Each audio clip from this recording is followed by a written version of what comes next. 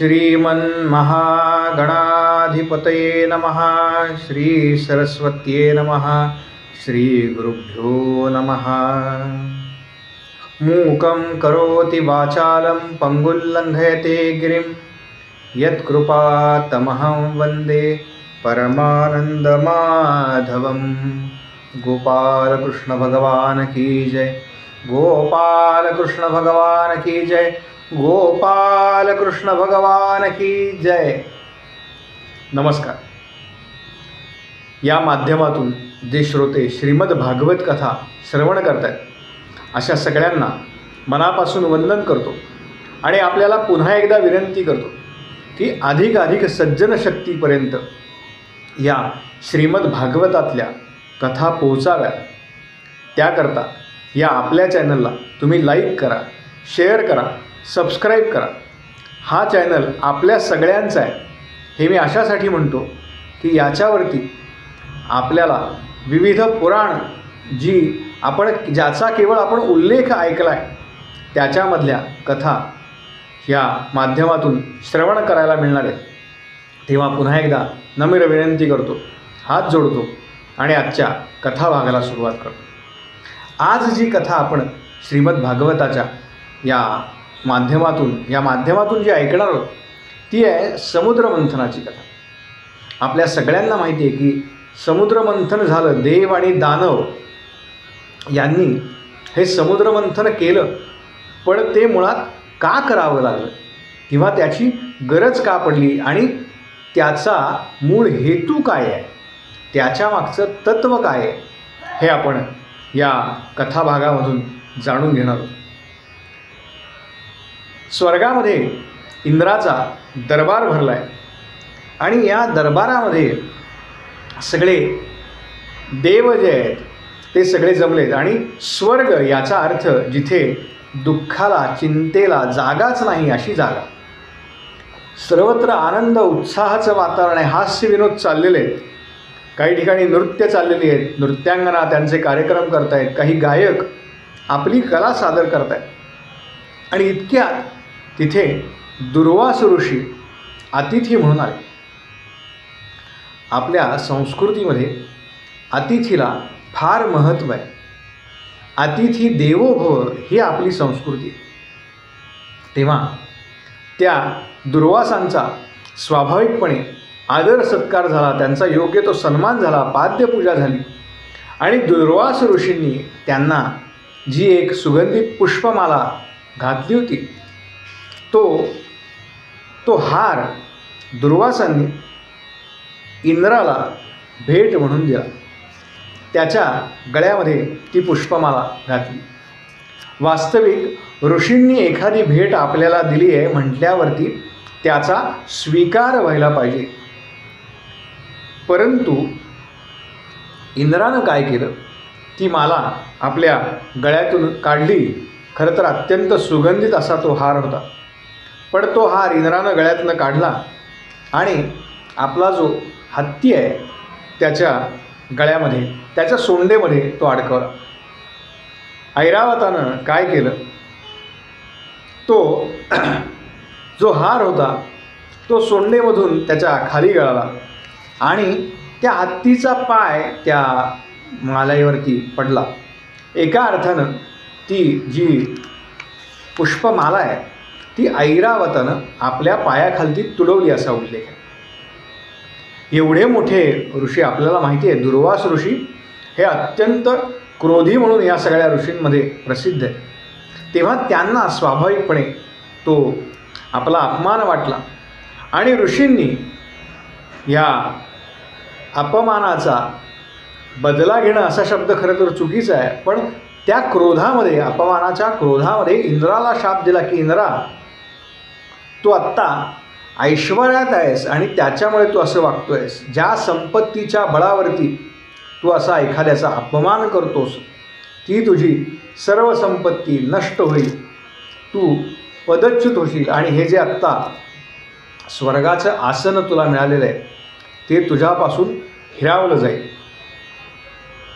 आणि स्वाभाविकपणे तो शाप काही काळानंतर खरा ठरला। दैत्यांनी ह्या इंद्रावरती स्वारी केली, स्वर्गावरती स्वारी केली आणि देवांचा पराजय केला आणि त्यांचं जे राज्य होतं स्वर्गलोकाचं ते राज्य आता दैत्यांकडे गेलं. स्वाभाविकपणे सगळे दैत्य भगवान महाविष्णूंकडे गेले.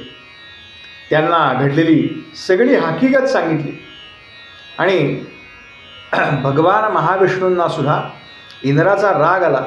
त्यांनी इंद्राला खडसावलंय की तू असं वागायला नको होतंस, तेव्हा तुला जी शिक्षा झाली आहे ती योग्यच आहे एका अर्थी, पण आता पुढे काय करायचं ते मी तुम्हाला सांगतो. म्हणाले इंद्रा, तू दैत्यांचा जो राजा आहे बली त्याच्याकडे जा आणि त्याला सांग की आपण खरं तर भाऊ आहोत, सावत्र भाऊ आहे, देव आणि दानव.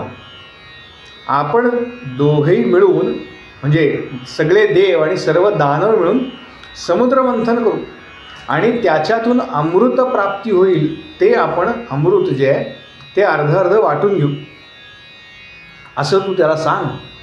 ज्या वेळेला अमृत प्राप्ती होईल त्यावेळेला ते अमृत देवांना कसं मिळेल याची जबाबदारी म्हणाले माझी. कारण एवढा मोठा समुद्र त्याचं मंथन करायचं हे काही एकट्या देवांच्याने शक्य नाही. काही कामामध्ये अशा वेळेला दुर्जनांची सुद्धा मदत घ्यावी लागते हे भगवंत आपल्याला या कथेमधून सांगतात.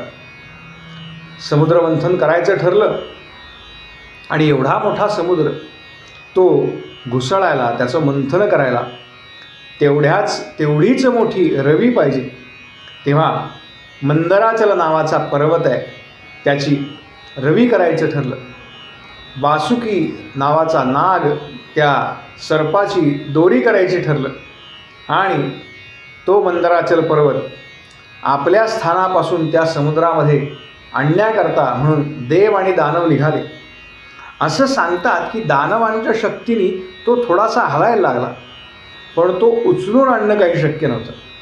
तेव्हा सर्वांनी भगवान महाविष्णूंची प्रार्थना केली आणि महाविष्णूंनी अत्यंत लीलया एखाद्या पक्षाचं पीस ज्याप्रमाणे उचलावं इतक्या लीलया तो मंदराचल पर्वत आणला, समुद्रामध्ये ठेवला आणि वासुकीला सुद्धा यांनी सांगितलं की हे वासुकी, ज्यावेळेला समुद्र मंथनातून अमृत निघेल त्यावेळेला त्या अमृताचा वाटेकरी म्हणून तुला सुद्धा आम्ही अमृत देऊ. आणि म्हणून वासुकीनं आपल्या स्वतःच्या शरीराची दोर करायचा याला परवानगी दिली. देव आणि दैत्यांनी मिळून काही गोष्टी करायच्या हे भगवंतांनी सांगितलं होतं. दैत्य ज्या गोष्टीला तुम्हाला जी गोष्ट सांगतील ती त्यांची मान्य करा, कारण सध्या त्यांचे दिवस अनुकूल आहेत.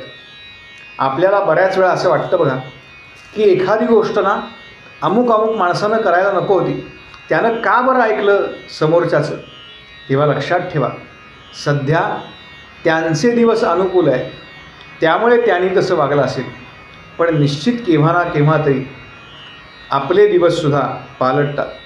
भगवंतांनी सांगितलं की त्या समुद्रमंथनामध्ये विविध रत्न निघतील, पण ह्या रत्नाच्या मागे लागू नका.